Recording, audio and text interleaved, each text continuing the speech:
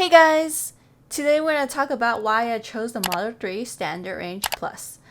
I took delivery of this vehicle back in 2020 of December on the last 3 days.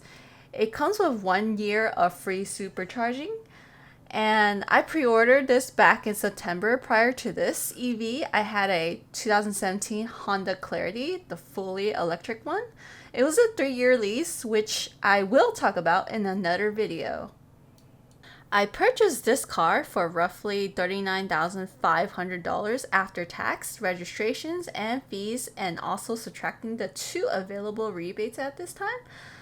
The first rebate was the California Clean Fuel Rewards, which is $1,500 rebate that is automatically applied when purchasing off the Tesla's website.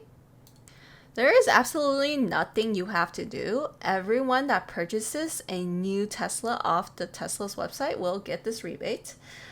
The other rebate is a mail-in rebate for $2,000 called the Clean Vehicle Rebate Project, or CVRP for short.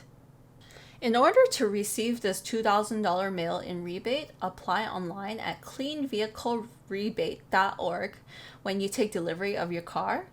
You could also do this when you take delivery of your car because that's when you get the necessary documents and all the information for this rebate. Therefore, the total out-of-pocket cost for my 2021 Model 3 came out to be a little under $40,000 after taxes, fees, and both rebates. I found that this to be the best bang for your buck since Tesla makes the most efficient EVs on the market so far. And the 2021 Model 3 Standard Range Plus is currently the most efficient EV in the entire US market at a EPA rated roughly 5 miles per kilowatt. I do want to emphasize that you do not get 5 miles per kilowatt on the highway. On the highway, you drive at roughly 65 to 70 miles per hour like a normal person. No constant bursts of acceleration. 4 to 4.5 miles per kilowatt is perfectly attainable. Overall, I average probably somewhere in the region of 4.7 miles per kilowatt through a combination of freeway and local driving. The Standard Range Plus is also currently the lightest EV Tesla makes, and this is important for driving experience and also efficiency. When it comes to efficiency, because it only has 1 motor as opposed to 2 motors, it's more efficient, and also since the battery pack is a bit smaller, the Standard Range Plus is at least a few hundred pounds lighter than the dual motor Model 3. This helps negate some of the supposed advantages the long-range dual motor Model 3 has over the Standard Range Plus, because it could drive further more efficiently, and if you plan your trip accordingly, the Model 3 Standard Range Plus is a devastatingly effective road tripper with Tesla's excellent supercharging system. The key is to have a smart charging strategy, which I'm most likely going to cover in another video. I guess some people probably think range and efficiency are a very boring subject. I could totally understand that. So let's talk more about driving experiences of the Model 3. I really like cars and I care about my driving experiences massively, which is one of the reasons why I did not get the long-range dual motor and I got the Standard Range Plus instead. As I mentioned already, the Standard Range Plus is lighter and rear-wheel drive as opposed to all-wheel drive. For those of you that don't know, rear-wheel drive allows you to feel more rotation, especially when powering out of a corner compared to all-wheel drive. All-wheel drive definitely has an advantage from an acceleration point of view at a stop, but I don't think that is as important because how often am I gonna race someone from a red light?